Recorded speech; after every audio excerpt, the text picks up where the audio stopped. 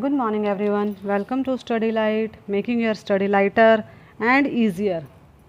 So today we are going to start class 6th civics, lesson number 4, key elements of a democratic government.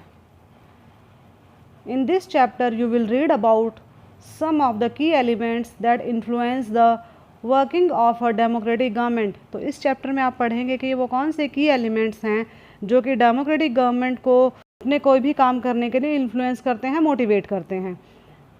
These includes people's participation, a resolution of conflict and equality and justice. तो वो की elements हो सकते हैं जैसे कि कितने people वहाँ के उसमें पार्टिसिपेट कर रहे हैं, वहाँ पर किस तरह के झगड़े हो रहे हैं, जो एकता और जो न्याय की व्यवस्था है, ये सब कुछ की एलिमेंट्स हैं जो कि डेमोक्रेसी को वर्कआउट करने के लिए इन्फ्लुएंस करते हैं. So let's start our lesson. South Africa is a country that has people of several races. दोस्तों जो साउथ अफ्रीका है वो एक ऐसी कंट्री है जहाँ अलग अलग रेसेस के जो लोग हैं वो रहते हैं. There are black people who belong to South Africa, white who came there to settle, and Indians who came as laborers and traders. तो यहाँ पर कुछ ऐसे लोग हैं जो ब्लैक हैं या काले रंग के हैं, वो साउथ अफ्रीका को बिलोंग करते हैं. इसके अलावा जो वाइट हैं वो यहाँ पर रहने के लिए आए. इसके अलावा कुछ इंडियंस हैं. इंडियंस हम यूज़ करते हैं वर्ड कबीले वालों के लिए, ठीक है. तो जो कबीले वाले हैं वो यहाँ पर आए थे एज अ लेबरर और एज अ ट्रेडर्स, यहाँ पर काम करने या एक व्यापारी के रूप में. Maya Naidu, an 11-year-old South African girl living in the town of Johannesburg, was helping her mother clear up her old boxes. तो यहाँ पे एक लड़की का जिक्र किया गया है जो कि 11 साल की है, जिसका नाम है माया नेडू, जो साउथ अफ्रीका में रहती है अपनी मदर के साथ. और साउथ अफ्रीका में कहाँ रहती है वो? जॉन्सबर्ग में. तो जॉन्सबर्ग में वो अपनी मदर की हेल्प कर रही हैं एक पुराने बॉक्स को साफ़ करने में. She found a scrapbook full of pictures and newspaper articles. तो वहाँ पर उस बॉक्स को साफ़ करते करते उसकी नज़र पड़ती है एक स्क्रैप बुक पर जिसमें कि बहुत सारे न्यूज़पेपर और बहुत सारी पिक्चर्स हैं. There were many pictures of a young school boy of around 15 years of age. तो उसमें ज़्यादातर वो देखती है पिक्चर्स एक ऐसे लड़के की है जो कि ऑलमोस्ट 15 ईयर्स का है. When she asked her mother who was the boy she was told that he was called Hector Peterson. तो उसकी मदर बताती हैं कि जो लड़का है उसका नाम हेक्टर पीटरसन था. He had been shot by the police, और जिसे पुलिस ने गोली मार दी थी. माया was shocked. Why? She asked. माया को बहुत अजीब लगा कि अरे पुलिस ने उसे गोली क्यों मारी. तो उसने पूछा कि पुलिस ने ऐसा क्यों किया. Her mother explained that South Africa was earlier governed by apartheid laws. तो उसकी माँ ने उसे बताया कि जो साउथ अफ्रीका कंट्री है वो पहले जो अपार्थीड लॉज थे उनके अकॉर्डिंग गवर्न की जाती थी, उसके अकॉर्डिंग वहाँ पर राज होता था. Apartheid means separation on the basis of race. और अपार्थीड का मतलब होता है कि रेस के बेस पर सेपरेशन करना, यानी कि भेदभाव करना. South African people were divided into white, black, Indian and coloured races. तो जो साउथ अफ्रीकन पीपल्स थे वो कई आधारों पर डिवाइड किए गए थे, जैसे वाइट, ब्लैक, इंडियंस और coloured races. According to the law these races were not allowed to mingle with each other, to live near each other और even to use common facilities. तो जो ये रेसेस थी इन्हें ना तो आपस में एक दूसरे से मिलने का अधिकार था उस लॉ के अकॉर्डिंग, ना ही एक दूसरे के साथ किसी भी तरह का कोई रिश्ता रखने का अधिकार था, और ना ही एक दूसरे के साथ कोई भी कॉमन फैसिलिटीज़ यूज़ करने का अधिकार था. Maya could not believe her ears. Maya को अपने कानों पर विश्वास ही नहीं हुआ. Maya's mother sounded angry when she spoke about life under apartheid. तो जो माया ने देखा कि जब उसकी माँ उस वक्त के बारे में बातें कर रही हैं तो उनकी आवाज़ में एक गुस्सा उभर कर सामने आता है. She told Maya that in those days hospitals were separate and so were ambulances. तो उसकी माया की जो मदर है वो बताती है कि जो उस वक्त के हॉस्पिटल्स थे कि वो भी सेपरेट थे और उस वक्त की जो एम्बुलेंसेस थी वो भी अलग अलग होती थी हर रेस के लिए। N ambulance meant for white people would always be well equipped while one meant for black people was not. तो जो उस वक्त की एम्बुलेंस थी उसमें जो अगर हम देखें तो जो वाइट पीपल थे उनकी जो एम्बुलेंस होती थी वो पूरी तरह से वेल इक्विप्ड होती थी, उनमें हर तरह के इक्विपमेंट होते थे। लेकिन जो ब्लैक पीपल थे उनके जो एम्बुलेंस होती थी वो इतनी अच्छे से तैयार की गई नहीं होती थी। There were separate trains and buses. इसके अलावा उस वक्त जो ट्रेन्स थी जो बसेस थी वो भी सेपरेट होती थी। Even the bus stops were different for black and white people. यहाँ तक कि जो बस स्टैंड होते थे वो भी ब्लैक पीपल के लिए अलग होते थे और वाइट पीपल के लिए अलग होते थे। तो उस वक्त रेस के आधार पर बहुत ही ज़्यादा डिफरेंसेस थे उस वक्त की सोसाइटी में। Non whites were not allowed to vote. तो जो वाइट नहीं थे, जो गोरे नहीं होते थे, उन्हें वोटिंग का राइट भी नहीं था उस वक्त। The best land in the country was reserved for the white people and non-whites had to live on the worst available land। और जो वाइट पीपल थे तो जो कंट्री का सबसे अच्छा एरिया होता था वो उनके लिए रिज़र्व होता था, वो वहाँ पर रहते थे। लेकिन जो वाइट नहीं थे, जो सबसे ख़राब एरिया था वही सिर्फ उनके लिए अवेलेबल था, वो सिर्फ वहीं पर रह सकते थे। Thus blacks and coloured people were not considered to be equal to whites. तो इसी तरह हम देखें तो जितने भी ब्लैक थे या जो कलर्ड पीपल थे उन्हें गोरे इंसानों के बराबर के अधिकार नहीं दिए गए थे, उन्हें उनके इक्वल ट्रीट नहीं किया जाता था। One black township was the south western township सोवेतो।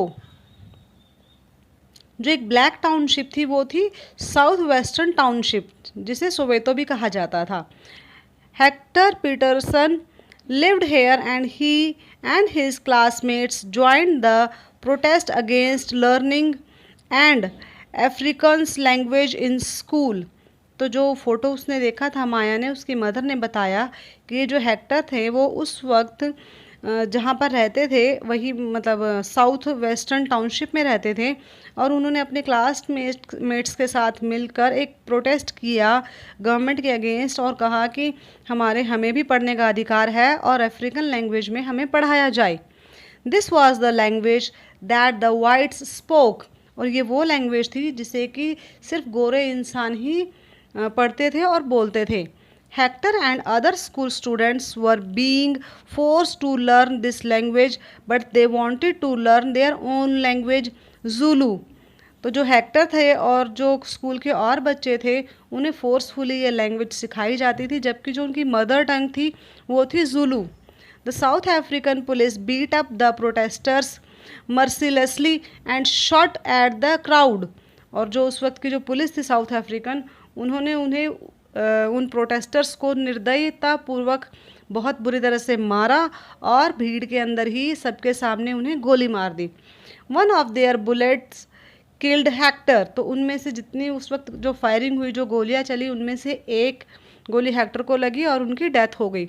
This was on 16 जून 1976। ये घटना 16 जून 1976 की है।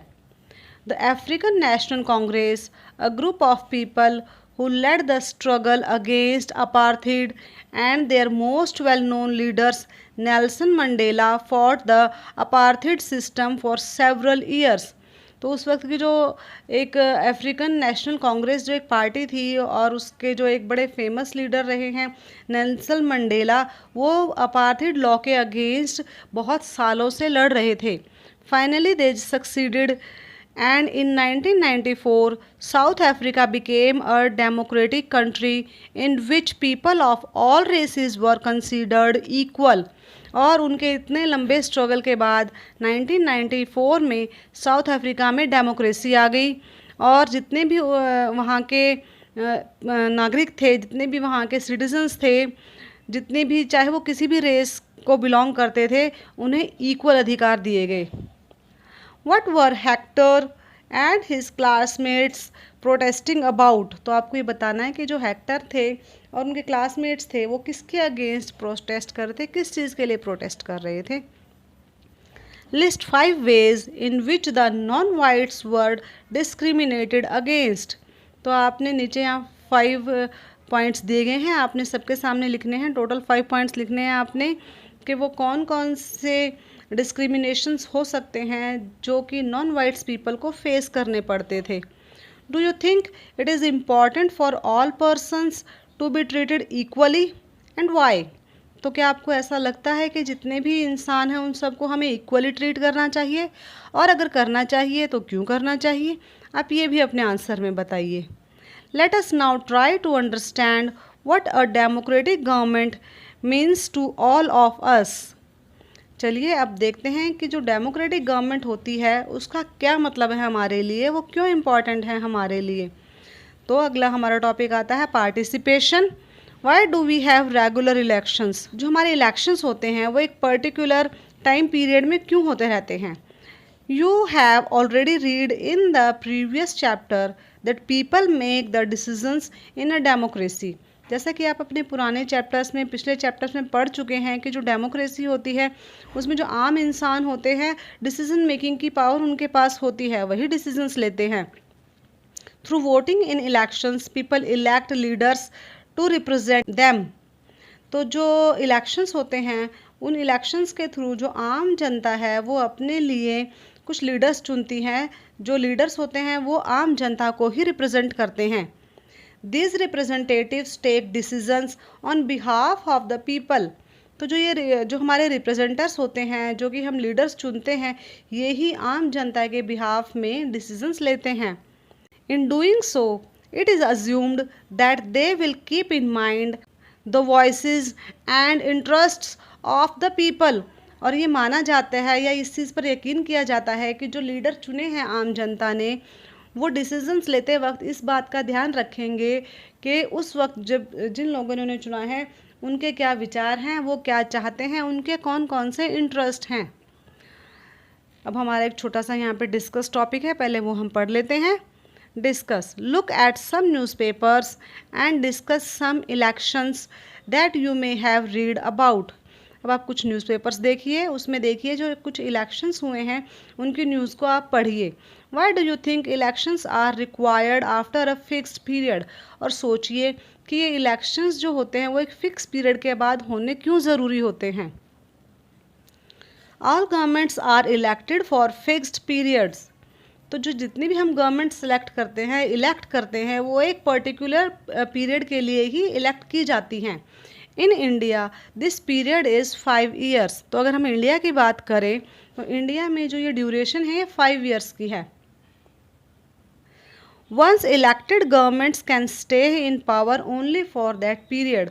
और जिस सरकार को चुना जाता है वो इस पर्टिकुलर टाइम स्पैन के लिए ही चुनी जाती है, वो सिर्फ इतने ही टाइम के लिए गवर्न करती है आम पब्लिक को। If they want to continue to be in power, then they have to be re-elected by the people। और अगर वो पार्टी चाहती है, वो सरकार चाहती है कि वो आगे भी गवर्न करे जनता को, तो उसे री इलेक्ट होना पड़ता है। अगर लोगों ने उसे दोबारा चुना तभी वो गवर्नमेंट बना सकते हैं, अदरवाइज नहीं। This is a movement when people can sense their power in a democracy। यही वो पल होता है जो जब आम जनता ये जानती है कि ये वो पल है जब हम अपने रिप्रेजेंटेटिव को चुनते हैं, या जिसे हम नहीं चुनना चाहते उसे हम हटाकर किसी और को उसकी जगह सेलेक्ट कर सकते हैं, इलेक्ट कर सकते हैं। In this way, the power of the government gets limited by regular elections। तो इस तरह से अगर हम देखें तो जो गवर्नमेंट की पावर होती है वो उस पर हम एक लिमिटेशंस लगाते हैं, उस पर हम एक रोक लगाते हैं रेगुलर इलेक्शंस के थ्रू, कि कहीं वो एक बार इलेक्ट होने के बाद ऐसे कोई भी काम ना करने लगे जो कि आम जनता के फ़ायदे का नहीं है। Other ways of participating. इसके अलावा, इलेक्शन के अलावा और कौन कौन से वेज हैं पार्टिसिपेशन के। Elections are usually held once in 5 years. अब जैसा कि हम जानते हैं कि इलेक्शंस तो 5 साल में एक बार ही होते हैं।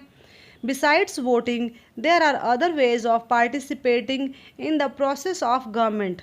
अब इलेक्शन के अलावा या वोटिंग के अलावा भी कुछ ऐसे तरीके हैं जिनके द्वारा जो आम इंसान है वो गवर्नमेंट में पार्टिसिपेट कर सकता है, उसके प्रोसेस में पार्टिसिपेट कर सकता है। People participate by taking an interest in the working of the government and by criticizing it when required.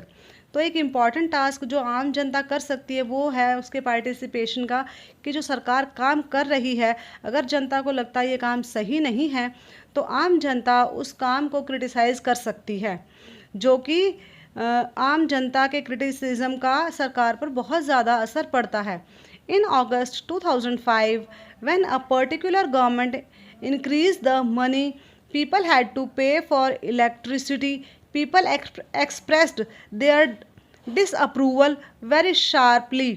तो जैसा कि अगस्त 2005 में देखा गया है कि जब इलेक्ट्रिसिटी का जो रेट था वो गवर्नमेंट के द्वारा बढ़ा दिया गया था, तो जो आम जनता थी उन्होंने अपने व्यूज़ बहुत ही तीखे तरीके से एक्सप्रेस किए थे।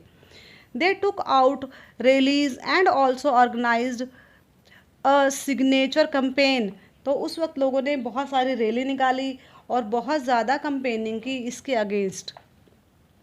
The government tried to explain and defend its decision but finally listened to the people's opinion and withdrew the increase. तो उस वक्त जो गवर्नमेंट थी उन्होंने बहुत ज़्यादा कोशिश की अपने आप को एक्सप्रेस करने की, खुद को क्लैरिफाई करने की, खुद को सही साबित करने की, लेकिन जनता ने इतना ज़्यादा उसके ख़िलाफ़ क्रिटिसिज्म किया कि आखिरकार उन्हें अपना जो मत था वो वापस लेना पड़ा और जो उन्होंने इंक्रीज़ किए थे इलेक्ट्रिसिटी के रेट वो दोबारा उन्हें डाउन करने पड़े। The government had to change its decision because it is responsible to the people. अब जो गवर्नमेंट है उससे अपने डिसीजंस इसीलिए चेंज करने पड़े क्योंकि वो पीपल्स के लिए या कहें कि आम जनता के लिए रिस्पॉन्सिबल है। There are many ways in which people express their views and make governments understand what action they should take. तो ऐसे बहुत सारे तरीके हैं जिनके द्वारा जो आम जनता है अपने व्यूज़ को एक्सप्रेस करती है और एक सरकार पर एक प्रेशर बनाती है कि वो अपने एक्शंस को इस तरह से रखे कि आम जनता उसके खिलाफ ना हो जाए। These include dharnas, rallies, strikes, signature campaign etcetera. तो इसके लिए बहुत सारे तरीके आम जनता अपनाती है, जैसे कि धरना करती हैं या रैली निकालती है या कि हड़ताल कर देती है या कि सिग्नेचर कैंपेन चलाती है। तो ऐसे बहुत सारे तरीके हैं जिनके थ्रू जो आम जनता है वो अपने व्यूज़ को सरकार के सामने एक्सप्रेस करती हैं। Things that are unfair and unjust are also brought forward. और इसके अलावा इन सब चीज़ों के थ्रू, इन सब एक्शंस के थ्रू जो कि गलत हो रहा है, जो कि अनजस्ट है, वो सब भी वो सामने लाती है जनता, ताकि आम जनता की या जो एक ग्रुप ऑफ पीपल है उनकी नज़र उन चीज़ों पर पड़े। Newspapers, magazines and TV also play a role in discussing government issues and responsibilities. इसके अलावा जो मीडिया है, जो न्यूज़पेपर है, मैगज़ीन्स है या टीवी है, वो भी एक बहुत बड़ा रोल प्ले करते हैं गवर्नमेंट की जो पॉलिसीज़ हैं, जो इश्यूज़ हैं, जो रिस्पॉन्सिबिलिटीज़ हैं उनको डिस्कस करने में। While it is true that a democracy allows people to participate, it is also true that not all sections of people are actually able to do so. जैसा कि हम जानते हैं कि जो डेमोक्रेसी है उसमें लोगों का पार्टिसिपेशन मस्ट है, बहुत ज़्यादा ज़रूरी है, लेकिन इसमें साथ ही ये भी सच है कि आम इंसानों का जो पूरा एक सेक्शन होता है वो एक्चुअल में पार्टिसिपेट कई बार नहीं भी करता है। Another way for people to participate is by organizing themselves into social movements that seek to challenge the government and its functioning. तो इस तरह से जो आम इंसान होते हैं कई बार वो खुद को ऑर्गेनाइज करके भी एक सोशल मूवमेंट चलाते हैं और गवर्नमेंट के अगेंस्ट फंक्शन करते हैं, उनको चैलेंज करते हैं कि या तो अपनी पॉलिसीज़ को सुधार लीजिए, अदरवाइज़ नेक्स्ट इलेक्शन में आप सरकार में या सत्ता में नहीं आने वाले। Members of the minority community, Dalits, Adivasis, women and others are often able to participate in this manner. तो इस जैसे जो आदिवासी होते हैं, जो दलित होते हैं या वुमेंस होती है, जो माइनॉरिटीज़ होते हैं, वो कई बार पार्टिसिपेट करने के लिए इस तरह के तरीके अपनाते हैं। If a country's people are alert and interested in how the country is run, the democratic character of the government of that country will be stronger. अगर किसी भी कंट्री में हम देखें, वहाँ के जो आम जनता होती है, अगर वो इंटरेस्ट लेती है देश को आगे बढ़ाने में कि किस तरह से हमें अपने देश को चलाना है, तो ऐसे में हम देखते हैं कि उस देश की जो डेमोक्रेसी होती है वो काफ़ी ज़्यादा स्ट्रॉन्ग होती है, क्योंकि उसमें जो आम जनता है वो स्ट्रांगली पार्टिसिपेट कर रही है।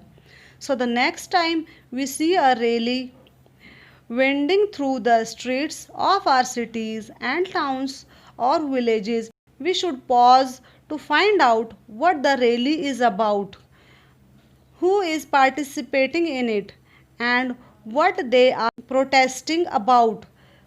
तो अगर आज के बाद कभी भी आप किसी रैली को देखें जो आपके शहर में, आपके कस्बे में या आपके गांव में से जा रही है, तो एक थोड़ा सा देखें इस चीज़ का कि उसमें कौन कौन पार्टिसिपेट कर रहे हैं और क्यों वो पार्टिसिपेट कर रहे हैं, किसके अगेंस्ट वो प्रोटेस्ट कर रहे हैं।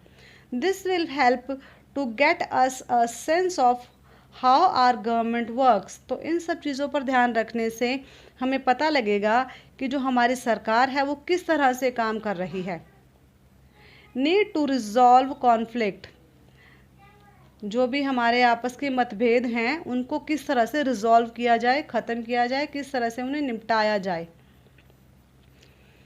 इन माया story you read about how conflicts can often lead to violence and death because one group decides that it is all right to use force to prevent the other group from protesting. तो जैसे कि माया के case में हमने देखा कि किस तरह से एक इंसान ने जब आवाज़ उठाई तो उसको एक ग्रुप ऑफ पीपल ने डिसाइड किया कि हमें इस आवाज़ को नहीं उठने देना और उन्होंने उस आवाज़ को दबा दिया। Read the story again, do you think the police shooting of Hector could have been avoided, how. तो एक बार उस स्टोरी को आप दोबारा पढ़िए और देखिए कि जो हेक्टर की जो पुलिस की गोली लगने से मृत्यु हुई थी, क्या उसे अवॉइड किया जा सकता था और कैसे अवॉइड किया जा सकता था। Conflicts occur when people of different cultures, religions, regions, or economic backgrounds do not get along with each other, or when some among them feel they are being discriminated against. तो जो conflicts होते हैं वो तभी सामने आते हैं जब अलग अलग धर्मों के, अलग अलग कल्चर के या अलग अलग जगह रहने वाले या अलग अलग इकोनॉमिक बैकग्राउंड को बिलोंग करने वाले इंसान जब एक दूसरे के साथ कंफर्टेबल फील नहीं करते हैं या उनमें से किसी एक ग्रुप को ऐसा लगता है कि उन्हें किसी भी एंगल से डिस्क्रिमिनेट किया जा रहा है, तो ऐसे में जो कॉन्फ्लिक्ट हैं वो उभर कर सामने आते हैं।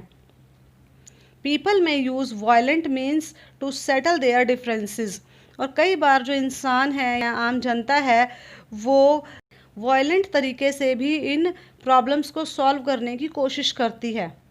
This leads to fear and tension among other living in an area, और इस तरह से जो ये हालात हैं वो दूसरों के लिए जो इस एरिया में रह रहे हैं उन सब के लिए एक डर और टेंशन का कारण बन जाते हैं। The government is responsible for helping to resolve conflicts. तो ऐसे में जो सरकार है उसका ये कर्तव्य बनता है कि वो इन कॉन्फ्लिक्ट्स को किसी भी तरह से रिजॉल्व करे, इनको सॉल्व करे। Let's read about some of the conflicts in our society and the role of the government in resolving them. तो देखते हैं अपनी सोसाइटी में किस तरह के कॉन्फ्लिक्ट्स होते हैं और जो हमारी सरकार है वो किस तरह से इन्हें सॉल्व करती है। The Indian constitution lays down the basic rules और laws that have to be followed by everyone. तो जो हमारा इंडियन कॉन्स्टिट्यूशन है सबसे पहले तो उसी में बहुत सारे कॉन्फ्लिक्ट्स को सॉल्व कर दिया गया है। तो जो हमारा इंडियन कॉन्स्टिट्यूशन है उसमें कुछ ऐसे लॉज दिए गए हैं, बेसिक लॉज, जो सभी को फॉलो करने हैं। These laws are for both the government and the people. और जो ये इंडियन कॉन्स्टिट्यूशन लॉज लिखे गए हैं वो हमारी गवर्नमेंट और आम जनता दोनों के लिए हैं। Conflicts and differences have to be resolved according to these laws. तो जितने भी कॉन्फ्लिक्ट्स हैं वो इन लॉज के थ्रू रिजॉल्व किए जा सकते हैं। We will read more about this in later classes, और इसके बारे में हम आने वाली क्लासेस में और डिटेल में पढ़ेंगे। Religious processions. and celebrations can sometimes lead to conflicts। कई बार ऐसा होता है कि जो धार्मिक जितने भी प्रोसेशंस होते हैं, जितने भी कार्यक्रम होते हैं, जितने भी सेलिब्रेशंस होते हैं, वो भी कई बार कॉन्फ्लिक्ट का एक कारण बन जाते हैं। For example the route a procession takes may lead to a conflict. The government, particularly the police, play an important role in getting representatives of concerned communities to meet and try and arrive at a solution। तो ऐसे में जो हमारी सरकार है, एक तरह से कहा जाए तो पुलिस का काम करती है, और जो वो उन दोनों धर्मों के जितने भी मेंबर्स हैं उनको बिठाकर कोशिश करती है कि वो एक मीटिंग करें या एक कमेटी बनाएं, जिसके थ्रू वो अपनी प्रॉब्लम्स को, अपने कॉन्फ्लिक्ट्स को बातचीत के द्वारा सॉल्व कर ले। At times there is fear that violence may erupt with people throwing stones और trying to disrupt and procession. कई बार ऐसा भी होता है कि जो इस तरह के कॉन्फ्लिक्ट्स होते हैं वो वायलेंट हो जाते हैं, लोग एक दूसरे पर पत्थर वगैरह फेंकते हैं, तो इससे जो कंडीशंस हैं वो ख़राब हो जाती हैं। The police is responsible for ensuring that violence does not take place. तो ऐसे में ये पुलिस का काम होता है कि वो ध्यान रखे कि इस तरह के हालात ना बनने पाए कि ये वायलेंस तक पहुंच जाए। Rivers too can become a source of conflict between states. और कई बार जो नदियाँ होती हैं वो भी कई राज्यों के बीच में कॉन्फ्लिक्ट का कारण बनती हैं। अ रिवर में begin in one state, flow through another and and in a third. तो कई बार ये भी होता है कि जो कोई नदी होती है वो किसी एक राज्य से शुरू होती है, किसी दूसरे राज्य में बहती है और किसी तीसरे राज्य में जाकर वो ख़त्म होती है। The sharing of river water between different states that the river goes through it becoming an issue of conflict. तो कई बार जो रिवर का वाटर होता है वो भी उन राज्यों के बीच में कॉन्फ्लिक्ट का एक कारण बन जाता है। For example you may have heard about the Kaveri water dispute between Karnataka and Tamil Nadu. तो एक एग्जाम्पल हम देखते हैं कि आपने सुना होगा कभी या पढ़ा होगा, कावेरी के पानी के लिए भी कर्नाटका और तमिलनाडु दो स्टेट्स हैं, इनमें आपस में कॉन्फ्लिक्ट हो गया था। The water stored in Krishna Sagar dam in Karnataka is used for irrigating a number of districts and for meeting the needs of the city of Bangalore। तो जो कृष्णा सागर डैम है कर्नाटका में, इसमें इस नदी के पानी का इस्तेमाल किया जाता था और बाद में इस पानी, तो जो कृष्णा सागर डैम है कर्नाटका में, इसमें इस पानी को स्टोर किया जाता था और बाद में इसे इरिगेशन के लिए बहुत सारे डिस्ट्रिक्ट में भेजा जाता था, वहाँ पर इस पानी का इस्तेमाल किया जाता था और यहाँ तक कि बेंगलोर सिटी में भी इस पानी की सप्लाई होती थी। The water stored in Mettur dam in Tamil Nadu is used for crops grown in the delta region of that state. और इसके अलावा इसी नदी पर मेतूर डैम भी बनाया गया है तमिलनाडु में, जिसके पानी को बाद में फसलों के लिए इस्तेमाल किया जाता था डेल्टा रीजन में। A conflict arises because both dams are on the same river. अब ये कॉन्फ्लिक्ट इसीलिए हुआ कि जो दोनों डैम्स हैं वो एक ही रिवर पर हैं। The down stream dam in Tamil Nadu can only be filled up if water is released from the upstream one located in Karnataka. तो जो तमिलनाडु है वो नीचे की तरफ है उसका डैम, और उस डैम में पानी तभी आएगा जब कर्नाटका की तरफ से पानी को छोड़ा जाएगा। Therefore both states can't get as much water as they need for people in their states. तो इस तरह से जो दोनों ही स्टेट्स थी वो उतना पानी नहीं अपने पास जमा कर पा रही थी कि जो वहाँ पर रहने वाले इंसान हैं उनकी ज़रूरतों को पूरा कर सके। दिस लेड टू कॉन्फ्लिक्ट, और इस तरह से फिर उन दोनों के बीच में मतभेद शुरू हो गए। The central government has to step in and see that a fair distribution is worked out for both states. और ऐसे में फिर जो सेंट्रल गवर्नमेंट है उसे बीच में इंटरफेयर करना पड़ा और ये ध्यान रखा हो सेंट्रल गवर्नमेंट ने कि दोनों ही स्टेट्स को बराबर मात्रा में पानी मिल सके। Equality and justice.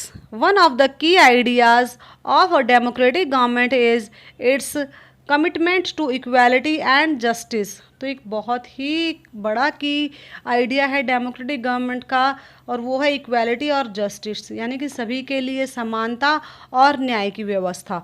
Equality and justice are inseparable. तो जो इक्वालिटी है और जो जस्टिस है, इन दोनों को हम अलग अलग नहीं कर सकते। अगर हम कहें कि हमने सबको इक्वालिटी दे दी, तो इसका मतलब हमने सबको न्याय भी दिया है। और अगर हम कहें कि हम आपको इक्वालिटी देते हैं लेकिन जस्टिस नहीं, तो हम ये नहीं मान सकते कि कोई गवर्नमेंट इक्वालिटी दे सबको और जस्टिस ना दे, या जस्टिस दे और इक्वालिटी ना दे। दोनों ही चीज़ें इकट्ठी चलती हैं। Discuss in Maya story, did the government support the idea that people are equal. तो जो माया की आपने स्टोरी पढ़ी, आपको लगता है कि जो वहाँ पर सरकार थी, उन्होंने लोगों को इक्वेलिटी का राइट दिया था? In doctor Ambedkar story, did the practice of untouchability support the idea that people are equal. और इससे पहले भी आपने एक चैप्टर में डॉक्टर अम्बेडकर के बारे में एक स्टोरी पढ़ी थी, तो क्या उस स्टोरी को पढ़कर आपको ऐसा लगता है कि जो अनटचेबिलिटी है, वो उस वक्त जो आम जनता है, वो उनकी इक्वालिटी को सपोर्ट कर रही थी? Earlier practice of untouchability is now band by law. तो जो पहले इंडिया में एक अनटचेबिलिटी का जो राज चल रहा था, जो एक अनटचेबिलिटी की जो प्रथा चल रही थी, वो अब कानून के द्वारा बैन घोषित कर दी गई है, उससे इलीगल करार कर दिया गया है। This group of people were denied education, transport और medical facilities and even the chance to offer prayers. तो जो इस तरह के इंसान थे, जो लोग थे उस वक्त इस तरह के, उन्हें ना तो एजुकेशन का अधिकार था, ना ही किसी ट्रांसपोर्ट में जाने का अधिकार था, ना ही उन्हें कोई मेडिकल फैसिलिटीज़ मिलती थी। यहाँ तक कि उन्हें मंदिरों में या अपने पूजा स्थलों पर पूजा करने का अधिकार भी नहीं दिया गया था। Doctor Ambedkar, whom you have read about earlier in this book, and many others like him, realized that such practices must not continue, and that justice can only be achieved when people are treated equally। तो जो उस वक्त doctor Ambedkar ने झेला या सहा, या ये कहें कि उस वक्त के जितने भी और इंसान थे, उन्होंने जो ये सब सहा, उन्होंने ये रियलाइज़ किया कि जब तक ये अनटचेबिलिटी ख़त्म नहीं होगी, तब तक हम ये नहीं कह सकते कि हमारे देश की जो न्याय व्यवस्था है वो सबके लिए है। क्योंकि अगर किसी के साथ भेदभाव हो रहा है, तो इसका मतलब उसके साथ न्याय नहीं हो रहा। The government also recognizes this and makes special provisions for groups within society that are unequal। तो जो हमारी सरकार है, उन्होंने इस चीज़ पर ध्यान दिया उन्हें, और उन्होंने ये रिकॉग्नाइज़ किया, ये देखा कि कौन कौन से ऐसे ग्रुप्स हैं, कौन कौन से जो हमारी सोसाइटी के ग्रुप्स हैं जिन्हें अनइक्वल रखा गया है, उन्हें उन्होंने पूरा अधिकार दिया, उन्हें इक्वलिटी का अधिकार दिया। For instance, in our society there is a general tendency to value and care for the boy child more than the girl child। इसके अलावा हमारी सोसाइटी में एक ये भी बहुत ही गहरी धारणा है कि हमारे यहाँ पर बच्चों में जो बेटा होता है या लड़का होता है, उसकी ज़्यादा केयर की जाती है, उसको ज़्यादा वैल्यू दी जाती है बजाय कि लड़कियों के। This means that society does not value the girl and boy child equally and this is unjust. और इस तरह से अगर हम देखें कि लड़का लड़की में अगर भेदभाव किया जा रहा है, तो इसका मतलब वो अनजस्ट है, वहाँ पर न्याय नहीं है, इक्वालिटी नहीं है। In this context the government steps in to promote justice by providing special provisions that can enable girls to overcome the injustice that they are subject to। और इसके लिए जो हमारी सरकार है, उसने कुछ प्रोविज़न्स किए जिसके द्वारा जो लड़कियां हैं जिन्हें अब तक दबाया जा रहा था, वो इक्वल अधिकार पा सके, इस इनजस्ट से ऊपर आ सके। Thus it is possible that fees for girls might be waived or lowered in government schools or colleges। और इसी बात को ध्यान में रखते हुए जो गवर्नमेंट स्कूल्स हैं या जो गवर्नमेंट कॉलेजेस हैं, उनमें जो गर्ल्स की फ़ीस है वो बहुत ज़्यादा कम रखी गई है बॉयज़ के कंपैरिजन में। How do you think lowering the school fees would help girls attend school. अब ये आपके लिए क्वेश्चन है कि आप ध्यान से एक बार देखिए कि क्या जब लड़कियों की फ़ीस कम कर दी गई स्कूल्स की, तो क्या इससे गर्ल्स को कुछ हेल्प मिली? Can you think of any experience from your life in which you have helped someone out of a situation which you thought was unfair। और आप अपनी ही ज़िंदगी के किसी एक्सपीरियंस को शेयर कीजिए इस आंसर में जिसमें आपने किसी इंसान को उस सिचुएशन से बाहर निकलने के लिए हेल्प की जो कि अनफेयर थी। Did everyone else see it the same way, क्या जितने भी इंसान हैं जो उस सिचुएशन को एक ही नज़र से देखते हैं। What did you have to say to convince others that what you did was fair. तो ऐसे में जो इंसान, जब आपने किसी एक इंसान की हेल्प की और बाकी को लगा कि आपने सही नहीं किया, तो आप कैसे उन सबको कन्विंस करेंगे कि जो आपने किया है वो सही था, वो जस्टिस था और इक्वल राइट के लिए किया है। तो इसके साथ ही हमारा ये लेसन आज यहाँ ख़त्म होता है। मेरी वीडियो को देखने के लिए बहुत बहुत धन्यवाद। प्लीज़ मेरे चैनल को सब्सक्राइब कीजिए और मेरी वीडियो को शेयर कीजिए। Thank you very much. God bless you.